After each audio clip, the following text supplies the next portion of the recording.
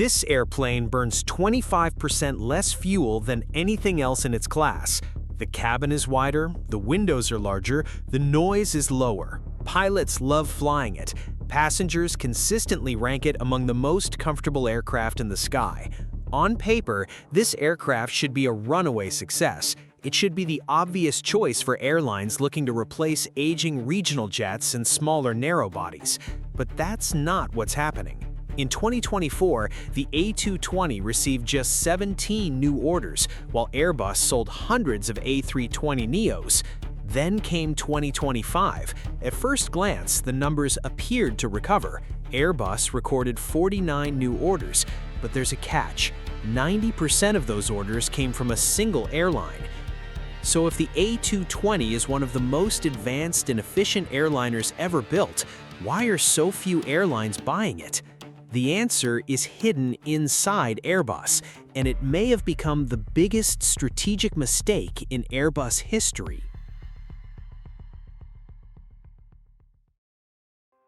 Most people assume airlines buy the best airplane. They don't.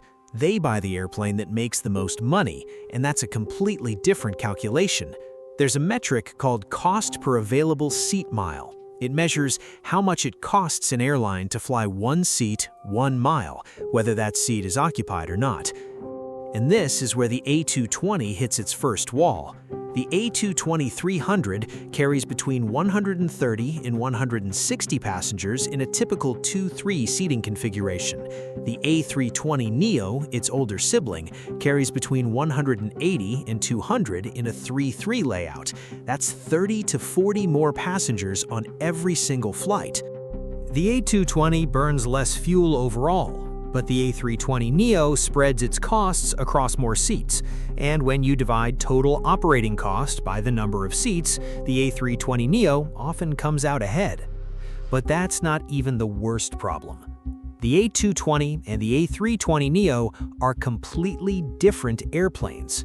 Different cockpits, different pilot type ratings, different spare parts, manuals, procedures, tooling, all different. For an airline that already operates A320s, switching to the A220 means building a second infrastructure from scratch. Now think about it from a CFO's perspective. He has a fleet of A320s. He needs an airplane for smaller routes. The A220 is technically better, but the A320neo is already good enough.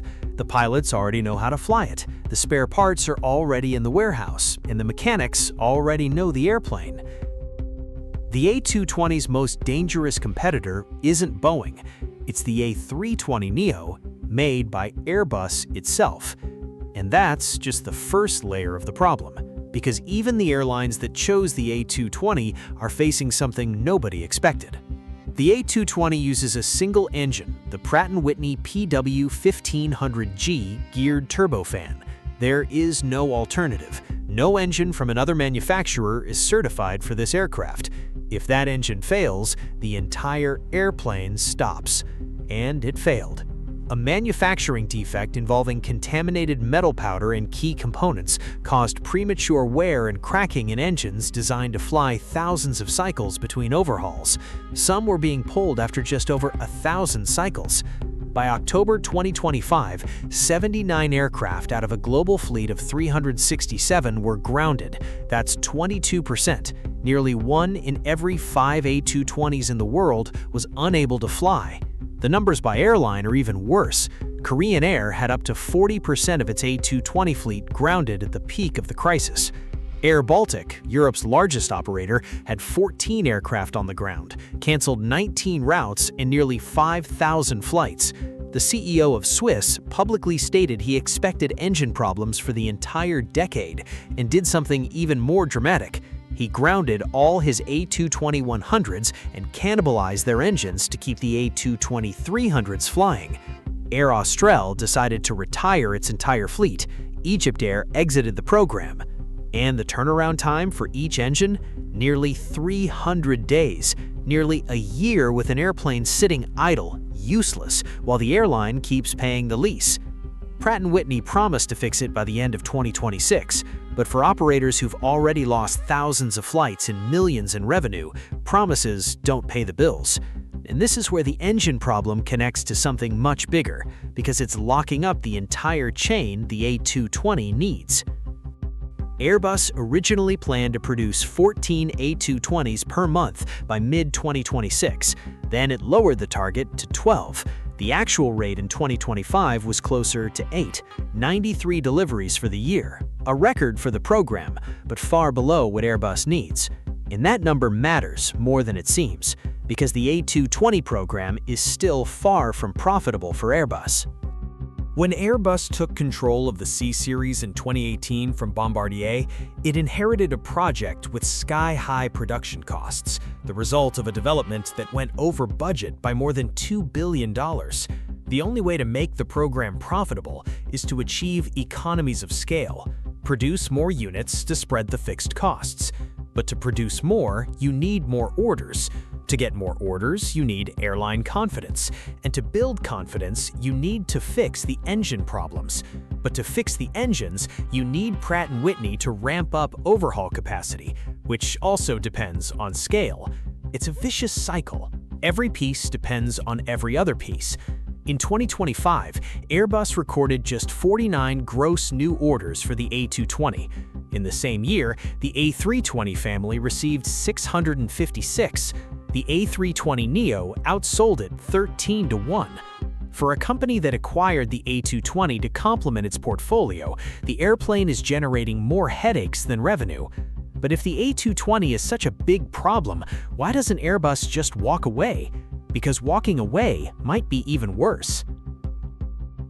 In the early 2000s, Bombardier, the Canadian regional jet manufacturer, looked at the market and saw a gap that Boeing and Airbus were ignoring. There was no modern jet in the 100 to 150 seat range, something designed from scratch, not a shrunken version of a 30-year-old platform. The program was called the C-Series. It was supposed to cost $3.4 billion. A completely new airplane with a composite wing, fly-by-wire cockpit, and a brand new engine, the PW1500G geared turbofan. Next-generation fuel efficiency, next-generation comfort. But revolution has a price.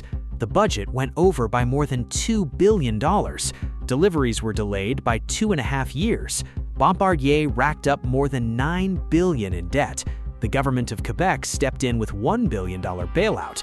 The Canadian federal government added $370 million. And when Bombardier finally sold 75 airplanes to Delta, Boeing filed a complaint alleging unfair subsidies. The US government responded with a 300% tariff on the C-Series. That should have killed the program right there. But Airbus stepped in. In 2018, it took control of the program, reportedly for just $1. It rebranded it as the A220, moved final assembly to Mobile, Alabama to bypass the tariffs, and put its entire global sales network behind the airplane. The A220 got the Airbus name, it got the Airbus credibility, it got the Airbus marketing, but it didn't get the one thing it needed most: Airbus's willingness to sell it with the same aggressiveness as the A320neo. And what executives discovered after the production line and factory were already in place is simply a dead end for Airbus. There's an obvious solution to the A220's problem: stretch it. An A220-500, a stretched fuselage version, could seat around 180 passengers in a single-class configuration.